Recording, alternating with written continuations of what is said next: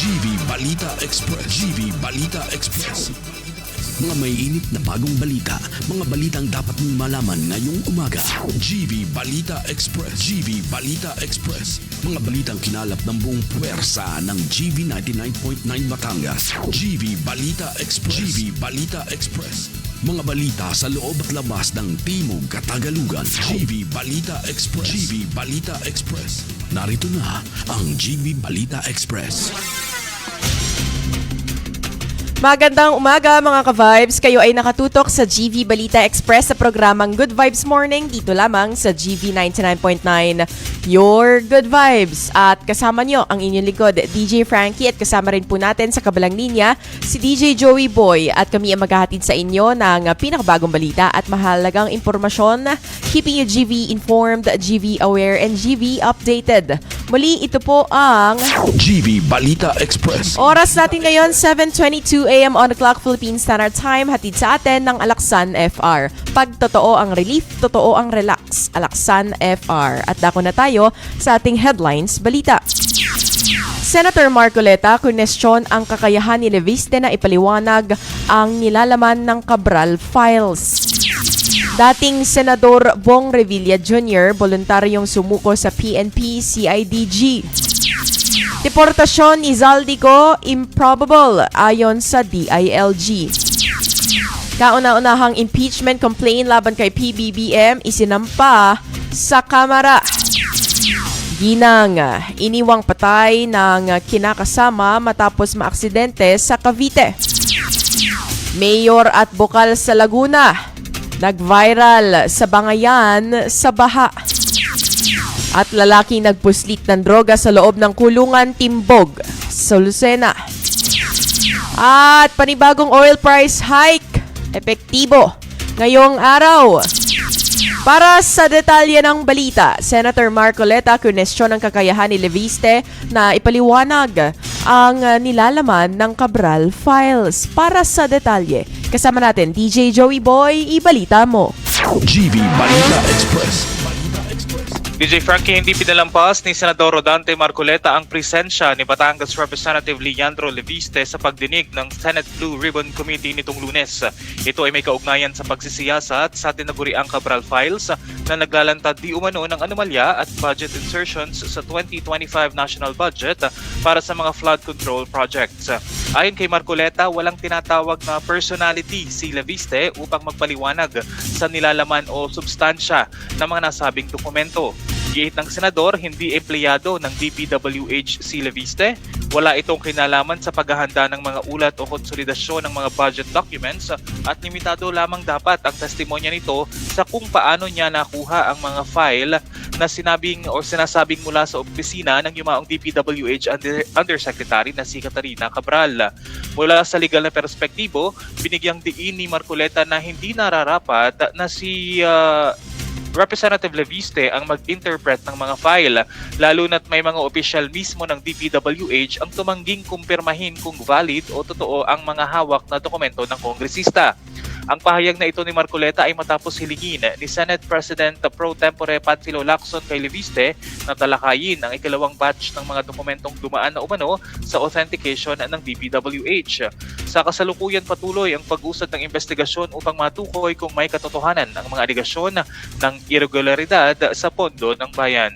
Para sa GV Balita Express, ito si DJ Joey Boy sa GV 99.9, Your Good Vibes. Dating Senador Bong Revilla Jr. voluntaryong sumuko sa PNP-CIDG. At para sa detalye ng balita, GV Balita Express. dumating kagabi sa Camp Crame si dating Senador Bong Revilla Jr. matapos itong voluntaryong sumuko sa Philippine National Police Criminal Investigation and Detection Group o PNP-CIDG. Ang pagsuko ng dating senador ay bunsod ng inilabas na warrant of arrest kahapon, Enero 20. Kaugnay ng mga kasong malversation at falsification of public documents, ang kaso ay nag-ugat sa sinasabing maanomalyang 92.8 million pesos na flood control project sa Pandi, Bulacan. Dumating ang dating senador sa CIDG kasama ang kanyang asawa na si Cavite Representative Lani Mercado Revilla. Bago ang kanyang aktual na pagsuko, nag-live pa sa kanyang social media account ang dating mambabatas. Dito ay tahasang ipinahayag ni Revilla na tila minadali at walang due process ang kanyang kaso dahil sa bilis ng paglabas ng warrant of arrest laban sa kanya. Sa ngayon ay inaalam pa kung mananatili ba ang dating senador sa kustodiya ng CIDG.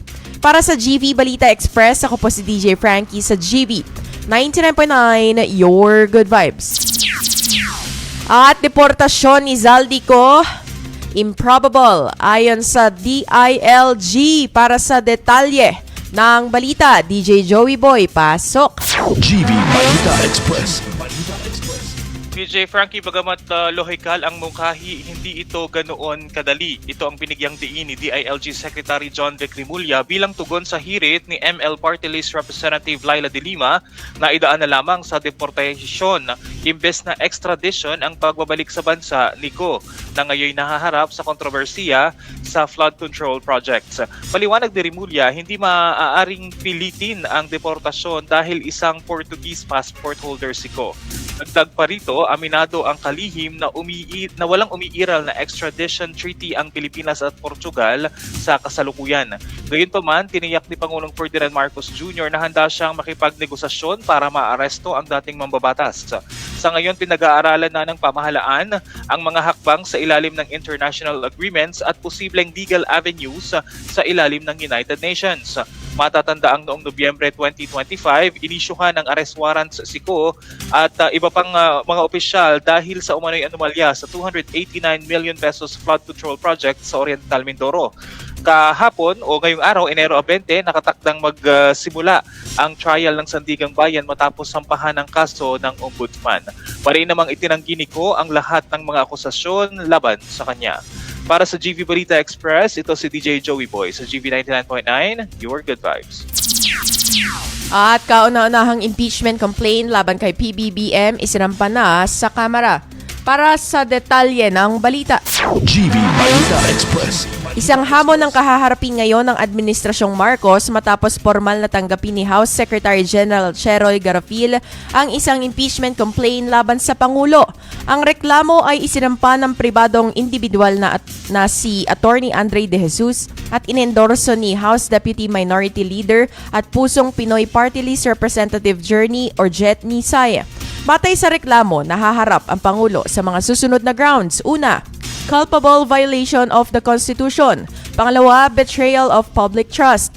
Pangatlo, graft and corruption kaugnay ng umano'y anomalya sa 2025 budget, partikular na sa unprogrammed funds. At ayon kay Representative Nisay, dapat mapunta ang pondo ng bayan sa mga essential social services tulad ng kalusugan at hindi kung saan-saan. Ngunit kasabay ng pagsagpa ng reklamo, lumabas din ang ilang kontrobersyal na impormasyon tungkol sa mga taong nasa likod nito. Nabatid ni Nisay na naendorso sa reklamo ay may-ari ng JVN Construction Trading at isa sa mga bumoto para i-impeach si Vice President Sara Duterte noong Pebrero 2025. Samantala, isang nakakagulat na revelasyon naman ang ibinunyag ni House Senior Deputy Minority Leader Edgar Arias at ayon kay Arias, si Attorney De Jesus na naghain ng reklamo laban sa Pangulo ay siya ring abogado na nagdepensa kay First Lady Liza Marcos noong Nobyembre 2024 sa isang disbarment case. Ani ni Arias ay nakapagtataka ang biglang pagbaligtad ni De Jesus mula sa pagiging tagapagtanggol ng mga Marcos patungo sa pagiging complaint ngayon. Sa kasalukuyan, inaasahang dadaan ito sa mabusising proseso sa Committee on Justice upang malaman kung ito ay sufficient in form and substance. Para sa GV Balita Express, ako po si DJ Frankie sa GV 99.9, Your Good Vibes. At ginang iniwang patay ng kinakasama matapos maaksidente sa Cavite. Para sa detalye ng balita, DJ Joey Boy, pasok. GV Balita Express. Isang dugoang labi ng babae ang tumambad sa isang security guard na nagja-jogging sa ginagawang bahagi ng Cavite-Laguna Expressway o CALAX, partikular sa Barangay Batas, Silang, Cavite, kamakalawa ng umaga. Ang biktima ay kinilala sa alias na Isa, 52 taong gulang, isang maintenance worker at residente ng Nai, Cavite. Sa follow-up investigation ng Silang Police, lumabas ang nakakagimbal na katotohanan na ang biktima ay aksidenteng sumemplang kasama ang kanyang live-in partner na si Elias, 34 na taong gulang. Ayon sa salaysay ni Elias, nang sumuko ito sa pulisya kahapon ng hapon, tinatahak nila ang madilim na bahagi ng ginagawang kalsada sa Calax noong gabi ng Enero 17 nang masagi nila ang isang plastic barrier. Dahil sa bilis ng takbo, tumama rin sila sa isang malaking bato na naging sanhi ng kanilang pagka-aksidente. Tumama ang ulo ng biktima sa bato dahilan upang ito ay mawala ng malay. Ngunit sa halip na humingi ng saklolo, inamin ng sospek na sa sobrang takot ay muli siyang sumakay ng kanyang motorsiklo at iniwang mag-isa at nakahandusay ang dugo ang kinakasama sa gitna ng daan. Depensa ng sospek, hindi niya nagawang dalhin sa ospital ang biktima dahil sa matinding trauma at takot sa nangyari. Sa ngayon, nakapiit na ang sospek at nahaharap sa mga kasong reckless imprudence resulting in homicide and abandonment of one's victim sa ilalim ng revised penal code. Nagpapaalala naman ang mga otoridad sa mga motorista na mag-ingat sa pagdaan sa mga konstruksyon at huwag takasan ng responsibilidad sa oras ng aksidente. Para sa GV Balita Express, ito si DJ Joey Boy sa GV 99.9, your good vibes. Mayor at bukal sa Laguna nag-viral sa bangayan sa baha. Para sa detalye ng balita. GV Balita Express. Imbes na tubig baha, maanghang na salita ang umapaw sa pagitan nina Calauan Mayor Roseller Ocel Karatihan at board member o Bukal Carla Adahar. Nag-ugat ang tensyon ng magsagawa ng investigasyon si Bukal Adahar sa kahabaan ng National Highway na sa kasalukuyan ay binabaha at nagpapahirap sa mga residente. Ayon kay Adahar, malinis ang kanilang intensyon na busisiin ang problema sa kalsada at hindi naman ang tanggapan ng lokal na pamahalaan. Ngunit hindi ito nagustuhan ni Mayor Karatihan. Ayon sa alkalde, hindi sumusunod sa tamang protocol at courtesya si Adahar bago pumasok sa kanyang jurisdiksyon. Dito na nagpalitan ng personal na banat ang dalawang opisyal. Tinawag ni Mayor Karatihan na bastos ang bukal. Sinagot naman ito ni Adahar sa pagsasabing pangit ang alkalde. Giit ni Karatihan, pinaninindigan niya ang kahalagahan ng paggalang sa otoridad at profesionalismo sa pagitan ng mga halal na opisyal. At sa kabila ng bardagulan sa social media, nananatiling hiling ng mga residente na masolusyonan na lamang ang baha sa kanilang lugar na siyang nag-meet siya sa hidwaan ng dalawa. Para sa GV Balita Express, ako po si DJ Frankie sa GV 99.9, your good vibes. At lalaking nagpuslit ng droga sa loob ng kulungan, Timbog sa Lucena. Para sa detalye, DJ Joey Boy, ibalita mo. GV Balita Express. Ako, DJ Frankie, booking ang diskarte ng isang 28 anyos na lalaki matapos mahulihan ng hinihinalang shabu habang bumibisita sa lock-up jail ng Barangay 5, Lucena City, kamakalawa ng hapon. Kinilala ni Quezon Police Provincial Office Director Police Colonel Romulo Albacea ang sospek sa alias na Philip, presidente ng Barangay Dalahican. Ayon sa ulat, dakong alas 3 ng hapon nang dumalaw si Philip sa kanyang kapatid na kasalukuyan ng nakakulong. Gayunpaman, naging agaw atensyon sa mga jail officer ang kahina-hinalang kilos at pagkabalisa ng sospek. Nang isailalim sa inspeksyon, dito na tumambad ang 4 na gramo na hinihinalang shabu na nakatago sa loob ng isang kaha ng sigarilyo, 2 lighter at iba pang drug paraphernalia. Sa pag-amin ng sospek, sinabi niyang tinawagan siya ng kanyang kapatid upang tanggapin ang drug mula sa isang tulak kapalit ng 500 pisong premyo. Sa halip na makauwi, mananatili na sa selda si Philip at makakasama na ang kanyang kapatid sa piitan.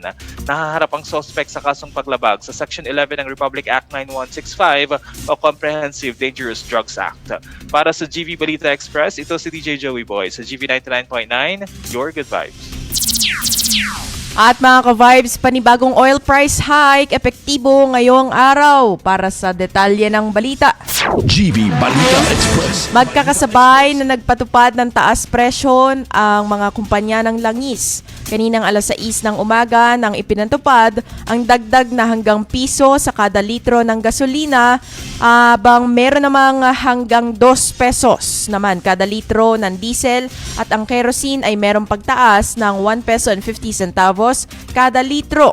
Itinuturing na dahilan ng Department of Energy na ang dahilan ng pagtaas ng presyo ay patuloy na tensyon na nararanasan sa Iran. Kasama pa rin na dahilan sa pagtaas ng presyo ng langis ay ang pagbaba ng halaga ng piso kontra US dollar. Para sa GV Balita Express, ako po si DJ Frankie sa GV 99.9, Your Good Vibes. 7:36 a.m. on the clock, Philippine Standard Time. Ang kabuuan ng ating balita ay hatid sa atin ng Lipa Medics Medical Center. You may follow them on their Facebook page, Lipa Medics Medical Center, their Instagram at Lipa Medics Medical Center, and you may check out their website, lipamedics.com. At binabati natin ang Happy Fiesta ang Lipa City at ngayong oras po na ito ay nagaganap ang kanilang Lipa City Parade ngayong umaga. Mabuhay po kayo and Happy Fiesta! At mga ka-vibes, 7:37 a.m. on the clock, Philippine Standard Time. Today is January 20. Ako po si DJ Frankie at nakasama natin sa kabilang linya si DJ Joey Boy, keeping you GV informed, GV aware, and GV updated. Muli ito po ang GV Balita Express. manatiling nakatutok sa the most influential Good Vibes radio station. This is GV 99.9, Your Good Vibes. GV Balita Express. GV Balita Express. Mga may init na bagong balita, mga balitang dapat mong malaman ngayong umaga. GV Balita Express. GV Balita Express. Mga balitang kinalap ng buong puwersa ng GV 99.9 Batangas. GV Balita Express. GV Balita Express. Mga balita sa loob at labas ng Timog Katagalugan. GV Balita Express. GV Balita Express. GV Balita Express. GV 99.9 gives you your news.